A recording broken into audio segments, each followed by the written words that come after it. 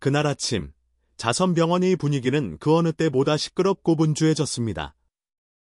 검사 차례인 환자들의 이름을 연이어 부르며 악성 기소리가 복도 전체에 울려 퍼졌다. 그러나 그 소란 속에서도 본당이 어두운 구석에 숨어있는 노파를 알아차리는 사람은 아무도 없었다. 그녀는 낡은 옷을 입고 시간이 지나면서 빛이 발했고, 달아빠진 샌들은 그녀를 유령처럼 보이게 했고, 서두르는 군중 속으로 조용히 가라앉았다.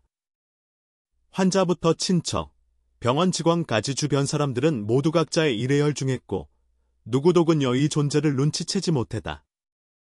모두가 분주하고 분주했지만 그녀가 그들의 세계 속에 조용히 존재하는 것을 보기 위해 멈춰서는 사람은 아무도 없었다. 그녀는 광활하고 차가운 공간 속 작은 그림자처럼 지치고 외롭게 서 있을 수밖에 없었다. 노파의 눈에는 누군가를 찾고 약간의 관심을 아니면 단순히 도움을 찾고 있는 것처럼 피곤하고 불안한 표정이 담겨 있었습니다. 그러나 아무도 보지 못했습니다. 그녀는 몸이 무너지지 않도록 낡은 다리를 떨고야 하는 손을 꽉 쥐고 접수데스크를 향해 어려운 발걸음을 내디뎠습니다. 다급한 발소리와 다른 사람들의 시끄러운 대화 소리가 모두 눈에 보이지 않는 벽을 만들어 공간을 혼잡하고 고차갑게 만드는 듯. 아무도 그녀를 알아주지 않았고 누구도 그녀가 직면하고 있는 어려움을 보지 못했습니다. 그녀가 리셉션 데스크에 다가갔을 때 그녀의 목소리는 부드럽고 약했지만 여전 잊은 지함으로 가득 차 있었습니다. 아씨, 집에 전화할 수 있도록 전화를 빌려주세요. 저는 당신의 손자입니다. 그녀에게 이 소식을 어떻게 전해야 할지 모르겠습니다.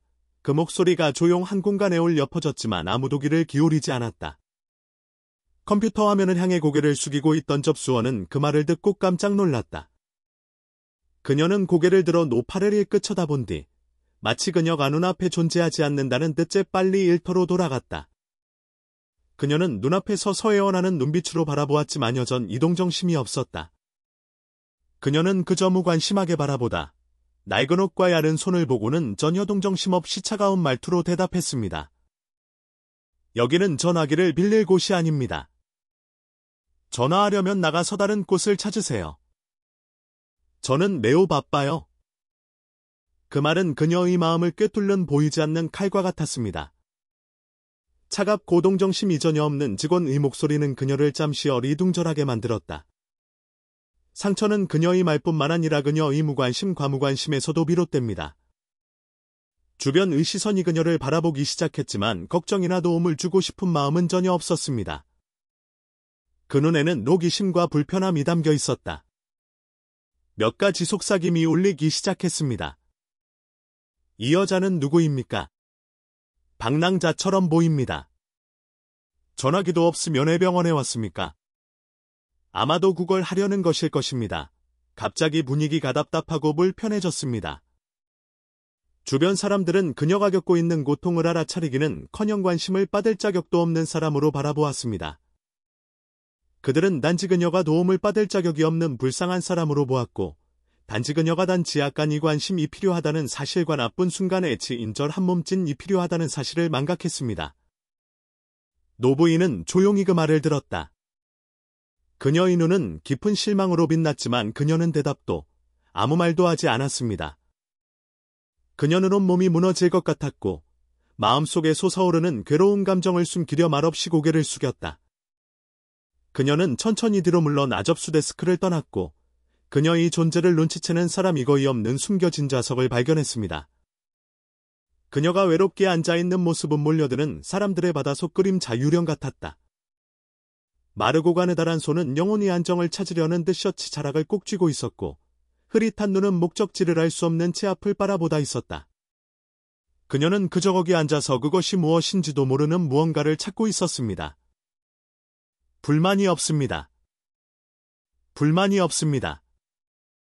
그 사이 주변 사람들은 바쁜 삶을 이어갔고 그녀의 존재를 알아차리는 사람은 아무도 없었다.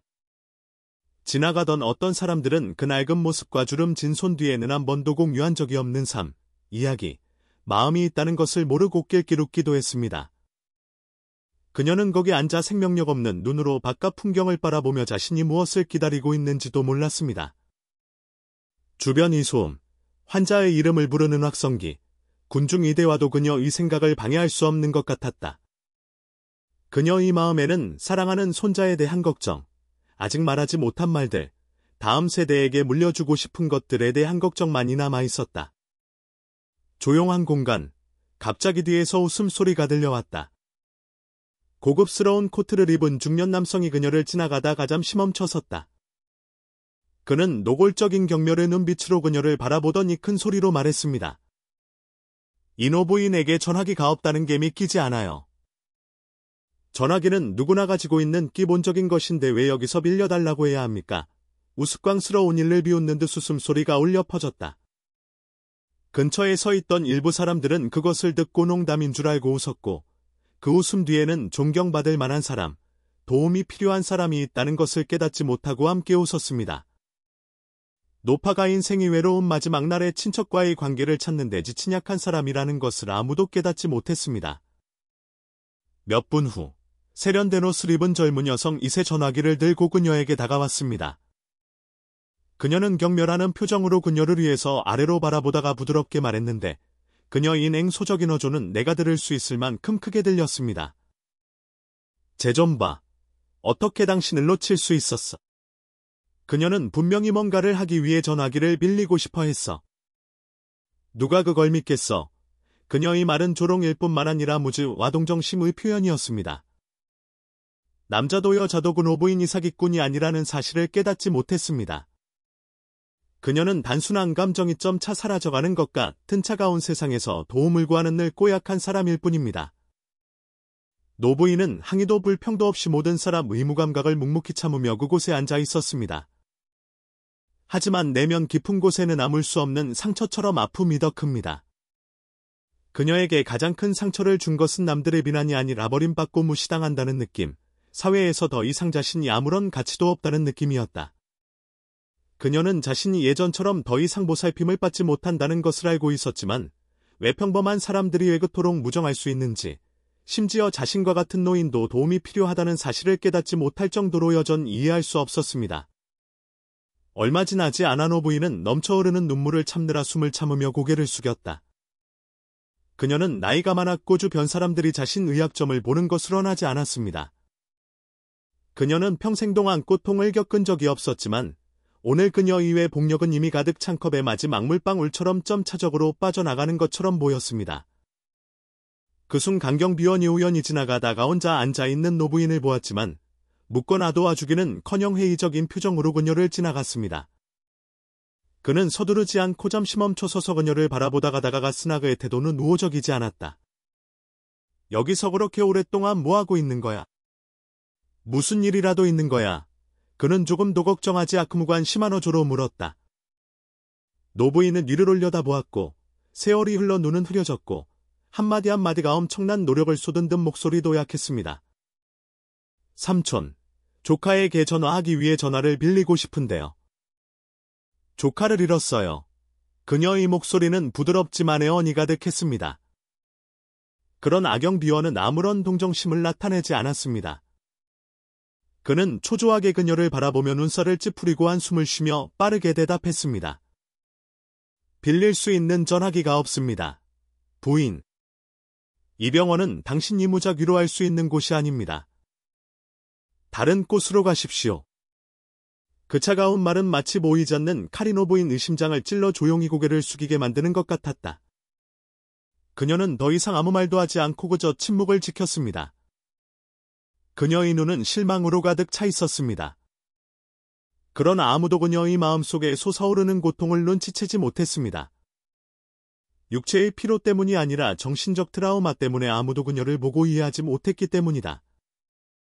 그녀는 아무도 돌아보지 않는 병원이 추운 공간에 혼자 앉아있을 수밖에 없었다. 사람들은 앞뒤로 걸었고 누구 또 격려의 말을 묻거나 나누기 위해 멈춰서지 않았습니다. 그녀 주위에는 차가운 벽이 있는 것 같았고 그녀는 더 이상 그 감정 없는 눈을 마주할 힘이 없었습니다. 그녀의 마음속에서는 주변 사람들의 도움에 대한 희망이 점차 사라졌습니다. 그런 대작은 기적처럼 예상치 못한 일이 일어났습니다. 그 자리에 계속 앉아있던 노부인은 갑자기 12세쯤 된 소년이 음식이 담긴 봉지를 들고 어머니와 함께 걸어 들어오는 것을 보았습니다.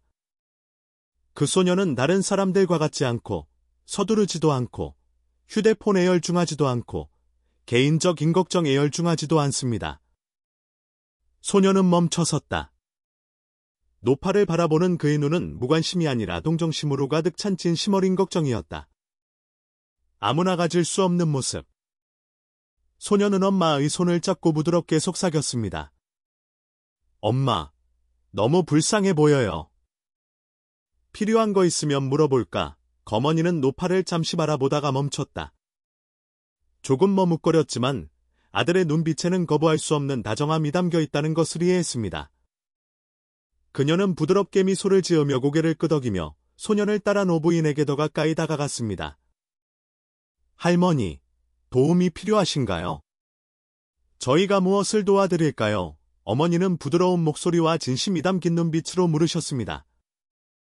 노부인 위를 올려다보자 어둠 속에서 한 줄기 희망의 빛을 본 듯 트릿했던 눈이 즉시 맑아지는 것 같았습니다. 그녀는 약하게 미소를 지으며 손을 떨면서 말했습니다. 고마워요. 전화하려 면전화기를 빌려야 해요. 어머니는 조금 도 주저하지 않고 주머니에서 전화기를 꺼내 한마디도 주저하지 않고 노파에게 건넸습니다. 그 순간 노부인은 여전히 연민과 친절이 존재한다는 것을 깨달았습니다. 주변 애냉냉함과 무관심이 너무 많았음에도 불구하고 이 행동은 그녀를 다시 따뜻하게 느끼게 했습니다.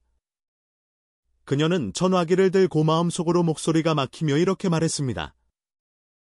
고마워요. 정말 고마워요. 그 문장은 단순한 감사가 아니라 마음에서 우러나온 깊은 감사였습니다. 왜냐하면 그 순간 그녀는 때로는 작은 행동이 고통을 떨어주고 인류의 친절에 대한 믿음을 다시 불러일으키기에 충분하다. 노부인은 낡은 전화기에 있는 익숙한 번호를 누르며 몸을 떨었고 메스꺼움을 느끼며 손을 천천히 귀에 가져갔습니다. 전화벨 소리가 울리자 그녀는 마음속에 끓어오르는 감정을 억누를 수가 없었다. 단순한 전화가 아닌 가족과의 재회를 애타게 기다리는 할머니의 마음에서 우러나온 전화였다. 기다리는 매 순간이 그 어느 때보다 길어 보입니다. 그녀의 눈에는 기쁨이 감춰지지 않았습니다. 전화 반대편에서 단녕하세요. 당신입니다. 그녀는 병원에 있습니다. 데리러 가도 될까요? 라는 음성 응답이 들리자 그녀의 눈이 빛났습니다. 짧은 순간이지만 따뜻함과 행복이 가득합니다. 비록 이 사회가 때로는 무감각할 수 있지만 여전히 자비로운 마음, 소년과 그 어머니와 같은 사람들이 항상 사랑을 나눌 준비가 되어 있다는 것을 그녀는 깨닫는 순간이었습니다. 소년은 그녀 옆에 서 있었다. 그의 눈은 순진하지만 동정심과 깊이가 가득 차 있었다. 인생의 모든 것을 이해할 수는 없지만 오랫동안 그가 이해한 한 가지는 친절에는 이유가 필요하지 않으며 특별한 관계. 진동하고 공유하는 방법을 아는 마음만 있으면 됩니다. 그 소년 이 눈에서 그녀는 사랑과 친절에 대한 귀중한 교훈을 느꼈습니다. 통화가 끝나자마자 병원 분위기는 확 달라졌다. 고급스럽고 반짝이는 검은 색승용차가 혼잡한 도로를 질주해 병원 바로 앞에 멈췄습니다. 자동차 브레이크 소리가 공기를 가르며 주변 이 모든 사람들의 관심을 끌었습니다. 호기심 가득한 시선이 곧 바로 차에 집중됐다. 차문이 열리더니 안에서 우아한 검은 양복에 반짝이는 구두를 신은 엄숙한 표정 이 중년 남성이 나왔다. 자신감과 결단력이 넘치는 그의 걷는 모습은 누구라도 그 가사회에서 지휘관 오픈 사람임을 쉽게 알아볼 수 있게 해주었다. 그의 얼굴에는 걱정이 가득했고 그의 눈은 누군가를 찾는 듯 빠르게 병원 로비를 훑어보았다. 그의 바로 뒤에는 두 명의 보조원이 서류와 가방을 손에 들고 서둘러 따라가며 주변 사람들의 시선을 더욱 끌었다. 대기 의자에 홀로 조용히 앉아있는 노부인을 보자 그의 얼굴은 갑자기 걱정과 감동으로 가득 찼다. 그는 재빨리 다가갔고 그의 목소리는 떨렸다. 엄마, 왜 혼자 여기 계세요? 아침 내내 당신을 찾고 있었어요. 그 순간 주변이 모든 사람들이 갑자기 조용해지고 놀랐습니다. 이강력하고 부유한 남자가 걱정하며 서둘러 오파를 찾는 것을 보고 그들은 그들의 눈을 믿을 수 없었습니다. 전혀 다른 상황이 벌어지고 있습니다. 노부인은 여전히 침착했지만 입술은 옅은 미소를 지었다. 방금 건강검진을 받으러 왔는데 어떻게 전화해야 할지 모르겠어요. 전화기도 빌려주지 않거든요. 그녀가 한 말의 남자의 얼굴은 걱정에서 분노로 바뀌었습니다. 그는 불만으로 가득 찬 차가운 눈으로 주변 이 모든 사람들을 돌아보았습니다. 여기선 할머니에게 전화를 빌려준 사람이 없나요? 어머니가 전화를 달라고 했더니 다들 거절하셨나요? 침묵 이병헌 로비를 감싸 공기를 무겁게 만들었다. 주위 모든 사람들은 어찌 할 바를 모르고 깜짝 놀랐습니다. 어떤 사람들은 고개를 숙이고 눈을 돌리며 감히 그와 마주하렴 두도내지 못했습니다. 예전에 노부인 의마를 거절했던 접수원은 이제 얼굴이 창백해져서 말을 할 수 없게 되었습니다. 저희 어머니는 평생을 가난한 사람들을 도우며 살았습니다. 저희 어머니는 이 나라에서 가장 큰 자선재단을 설립하고 이 병원을 짓고 수천 명의 사람들을 도왔습니다. 그런데 오늘날 저희 어머니가 이런 대우를 받고 있다고. 노부인 이 말 이병헌 로비를 조용한 파도처럼 뒤흔들어 모두를 조용하게 만들었고 누구도 감히 입을 열지 못했습니다. 한때 그녀를 조롱했던 이들은 이제 그녀가 노숙자도 생각했던 사기꾼도 아닌 따뜻한 마음을 갖고 사회에 많은 공헌을 한 존경할 만한 여성이었다는 사실을 깨닫고 부끄럽고 안타까워 고개를 숙였다. 아무 말도 하지 않았음에도 불구하고 노부인은 여전히 친절하게 미소를 지었고 그녀의 눈에서 은온화함 과평화가 빛났습니다. 그녀는 누구도 미안하지 않고 아들을 향해 부드럽게 말했습니다. 아들아, 그들에게 화내지 마세요. 나는 이제 늙었기 때문에 더 이상 누구에게 또 화를 낼 힘이 없습니다. 때로는 누군가를 돕는데 그 사람이 누구인지 알 필요가 없다는 것을 그들이 이해해 주기를 바랍니다. 그것이 제가 어렸을 때부터 항상 당신에게 상기시켰던 것입니다. 기억하시나요? 부드러우면서도 깊은 그 말에는 조금도 분노나 비난이 담겨 있지 않았습니다. 오히려 사랑과 관용의 메시지를 전합니다. 그녀는 아들에게 치인절에 대해 가르쳤을 뿐만 아니라 참석한 모든 사람에게 유중한 교훈을 전달했습니다. 친절은 부자와 가난한 사람, 아는 사람과 낯선 사람을 구별하지 않습니다. 돕는다는 것은 사회적 거칠애를 통해 고려하는 것이 아니라 우리 각자가 배우고 감사해야 할 미덕입니다. 노부인과 아들이 막 떠나려고 할 때 방 안 이 분위기는 여전히 조용했다. 모두가 거기 서 있었고 그녀의 부드러우면서도 교훈적인 눈을 마주할 수 없는 것처럼 누구도 감히 그녀를 올려다볼 수 없었습니다. 삶의 고통과 가혹함에도 불구하고 그녀의 이야기는 모든 것을 변화시켰습니다. 특히 처음부터 노부인을 차갑고 무례하게 대했던 접수원. 그녀는 그 자리에서 서 입술을 떨며 미안하다는 말을 할 수 없었지만 그녀의 눈은 후회로 빛나고 있어 주변 모두가 그것을 느낄 수 있었다. 그녀는 아무 말도 할 필요가 없었습니다. 근업하는 말이 아니라 사랑과 용서가 가득한 행동으로 그녀에게 가장 중요한 교훈을 가르쳐 주었기 때문입니다. 그 순간 이전 애노부인 이거 절당하는 장면을 녹화해 두었던 청년이 그녀에게 다가와 고개를 숙였다. 할머니, 미안해요. 웃으면 안 돼요. 제가 틀렸어요. 그는 진지하고 후회가 가득한 목소리로 말했다. 그 사과는 노부인을 위한 사과일 뿐만 아니라 그 자신을 위한 사과이기도 했다. 그는 때때로 우리의 무관심이 우리도 모르는 새에 다른 사람에게 상처를 줄 수 있다는 것을 깨달았습니다. 하지만 가장 중요한 것은 실수를 인식하고 고치려고 노력하여 더 친절하고 더 나은 사람이 되는 것입니다. 그 직후 다른 접수원은 감정을 주체하지 못했다. 그녀는 눈물을 흘리며 노부인에게 가까이 다가갔습니다. 그녀의 목소리는 목이 막혔습니다. 할머니, 정말 죄송해요. 누군지 몰랐는데 이제 알겠습니다. 그렇게 나쁘게 대해서 미안해요. 온유한 어머니처럼 자애로운 마음을 지닌 노부인은 관용이 가득한 눈빛으로 소녀 이 어깨에 손을 얹었다. 실수는 누구나 할 수 있어요. 중요한 건 그걸 깨닫고 고치는 거예요. 난 당신에게 화난 게 아니에요. 그녀가 부드럽게 말했다. 그 말은 무조건적 인용서 같았고 비난의 흔적도 없고 분노의 흔적도 없었습니다. 그녀는 자신의 실수를 통해 사람들의 희생에서 서로에게 주어야 할 연민과 친절의 가치를 깨닫게 되기를 바랄 뿐입니다. 주제에 관 기업 수리 주변 사람들을 어떻게 대하는지에 대한 귀중한 교훈입니다. 할머니와 아들이 떠나자 병원 분위기는 완전히 달라진 것 같았다. 주변 사람들은 분노나 원망 없이 열린 마음으로 살아온 늙고나 약한 여성의 모습을 잊을 수 없다. 과거에는 너무 성급하게 판단했던 일부 병원 직원들이 이제는 근호부인처럼 차별이나 판단 없이 친절하게 사람들을 대. 그녀의 이야기는 접수원 의사과에 그치지 않고 모든 사람의 마음에 각성이 씨앗을 심었고, 친절은 가치 있는 자질일 뿐만 아니라 우리가 매일 실천해야 하는 행동이어야 한다는 것을 깨닫도록 도와주었습니다. 근호부인의 이야기는 그 안에 담긴 모든 고통과 괴로움에도 불구하고 모든 사람의 마음에 깊은 교훈을 새겼습니다. 이 이야기를 통해 의사, 간호사, 경비원에 이르기까지 병원 직원은 다른 사람을 바라보고 대하는 방식에 분명한 변화를 겪었습니다.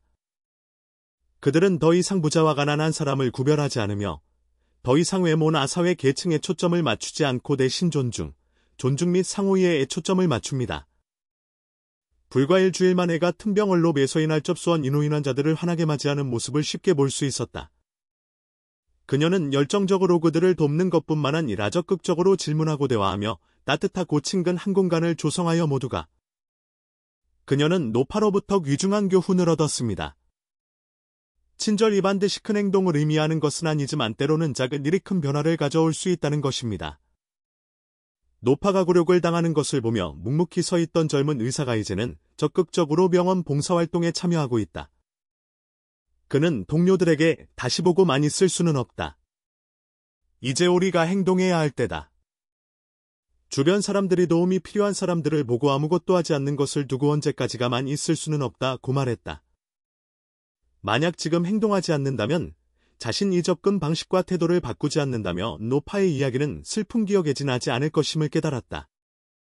노부인이 감동적인 사연은 병원에만 국한되지 않고 빠르게 퍼져 가족, 친구, 지역사회의 큰 화제가 됐다. 사람들은 연민이 멀리 있는 것이 아니라 매일 모든 말과 행동, 몸짓을 통해 보여줄 수 있는 진정한 가치라는 것을 분명히 깨닫기 시작했습니다. 노파의 이야기는 비록 고통과 분노로 가득 차 있지만 용서와 관용, 무조건적인 사랑에 대한 강한 메시지를 전달합니다. 이는 그녀가 다음 세대에게 전하고 싶은 귀중한 교훈이다. 그 이야기 덕분에 한때 그녀에게 무감각하고 불쾌감을 주었던 사람들은 이제 그녀에게 더 감사하고 주변 사람들에게 사랑과 친. 신사숙녀 여러분, 이 이야기는 젊은 세대에게 큰 교훈일 뿐만 아니라 우리 어른들이 우리에게 물려줄 수 있는 소중한 가치에 대해 깊이 상기시켜줍니다. 이야기에서 얻은 교훈은 다음과 같이 요약할 수 있습니다. 1. 모욕을 당해도 관용과 용서. 모욕을 당하면서도 할머니는 용서와 관용을 선택하셨습니다. 그녀는 친절이 영혼이 평화를 유지하는 열쇠임을 상기시켰습니다.